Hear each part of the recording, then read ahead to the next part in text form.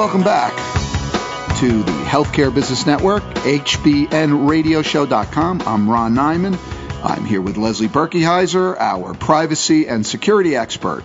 And we've been talking about the HITECH Act. So where we left off before our break, Lesley, we were talking about what do you do in cases of breach and where those cases are. You mentioned over 500.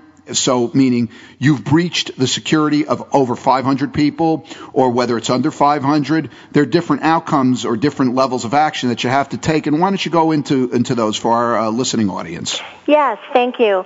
Well, so for example, if you had a minor or a breach of just a few people, in other words, it's 4 or 6 people, for example, and the truth is this is the category of anyone under 499 for that particular breach scenario, you do have to take all the steps we were first discussing. You have to figure out for sure if it was a breach. Is it PHI?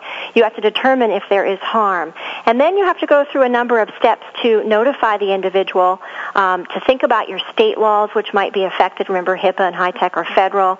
You also need to decide if you're going to contact the individual and how you're going to do it, if you're going to provide them with credit monitoring and other steps so they can mitigate any potential harm that may happen as a result of your breach. However, you have up to a year. Typically, the Secretary of Health and Human Services requires you to report at the close of every calendar year for that previous year for these kinds of breaches. So basically you get to handle them, you remedy them, you work through the process to make sure you prevent them from happening again, and then when the next year comes about, you have to report them to the Secretary of Health and Human Services.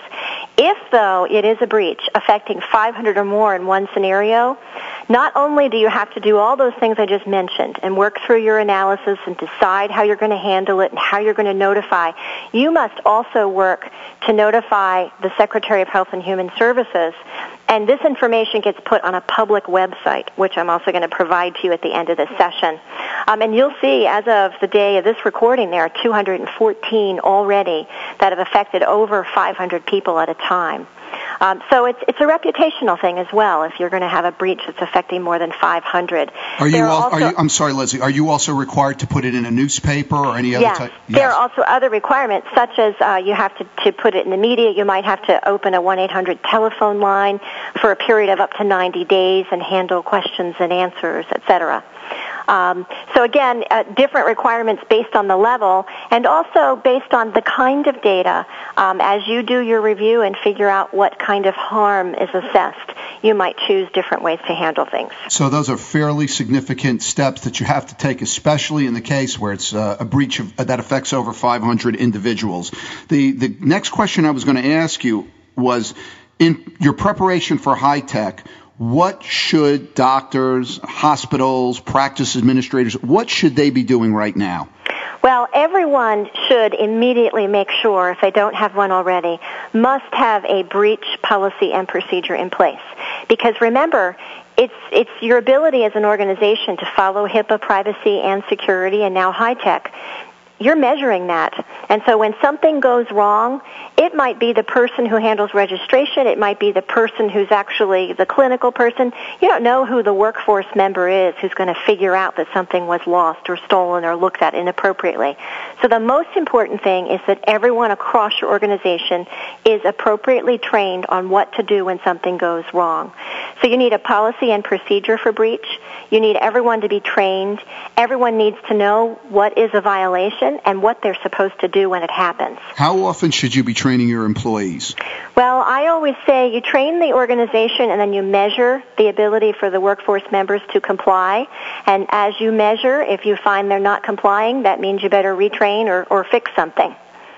So the answer to that is based on once you implement a policy and procedure and you start monitoring it, it's the results of your monitoring. If you find everybody's doing very well, you might drop back and do a yearly reminder of the training. Now, what types of companies, are there companies out there, third-party companies, that can support physicians and hospital efforts to become compliant under HITECH?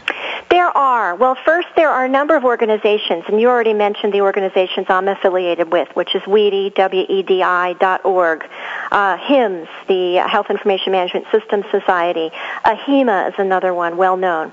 Also, because of all this money coming from the stimulus package to help all the doctors and hospitals get onto their electronic health records and become what they call meaningful users, every area has now a regional extension center. So we call them the RECs, the regional extension centers. Your area's regional extension center may be very helpful as well in implementation of EHR and privacy and security provisions. And then, of course, you've got consulting firms such as N-Tegrity Solutions Group, our organization, who can assist with this process as well. Have any providers, to your knowledge, yet been sanctioned under HITECH? I know you mentioned before that there have been hospitals, providers that have reported breaches of over 500 individuals, but have there been any sanctions under HITECH that have been meted out? Well, you've got a couple different levels. And so one of the things that HITECH did was changed enforcement. And so they are now, in other words, our authorities, Office of Civil Rights, et cetera, are allowed to assess up to $1.5 million in penalties based on each situation when things go wrong. And these are typically applied in something called civil monetary penalties. We've not really seen that applied just yet, but what we have seen are the many 214 organizations that are on the public website for having breaches over 500. Some of those you can read what has occurred and what the reaction or the mitigation actions were. We also have 4 resolution agreements right now, and you might be aware of them. Some of the earlier ones last year were more populated, like the issue with CVS and Rite Aid. There's a very recent one that just happened in December.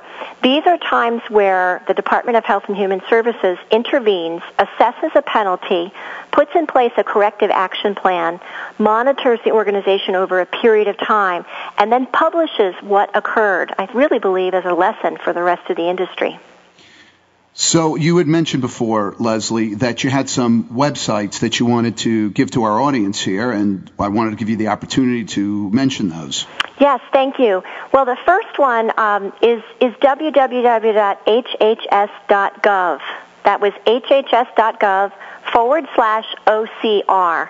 That's your Office for Civil Rights, /privacy, and then /HIPAA. So that was hhs.gov/OCR/privacy/HIPAA. And that will get you into a number of these areas. You can then find the selected icons and go to enforcement and resolution agreement. And you can Google OCR breach notification, and it will take you to the website where the organizations have to be reported.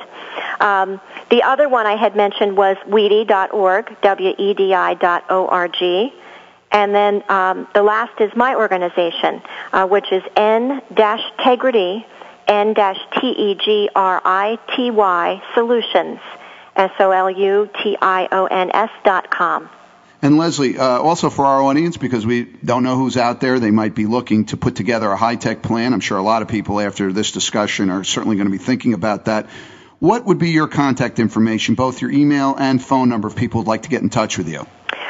Yes, my email is Lesley, Lesley, .Berkeyheiser, BERKEYHEISER, at N-Tegritysolutions.com. And my telephone number is area code 610-558-3332. Lesley, I want to thank you so much for being a guest this week on the Healthcare Business Network. It was a real pleasure talking to you. We learned quite a bit about security and privacy. There's so much to talk about in the course of 22 minutes, but you certainly did cover a lot of material, and I think it's going to give our listeners out there a lot of things to think about. I wanted to thank all of you for coming tonight to listen to us. Again, we're going to be back next week with another interesting and fascinating show in the world of the business of healthcare. And again, our URL on the internet is hbnradioshow.com. That's hbnradioshow.com. I am Ron Nyman. It is a pleasure, again, hosting this show and speaking to you. We'll be back next week. Good luck, and may the good news be yours.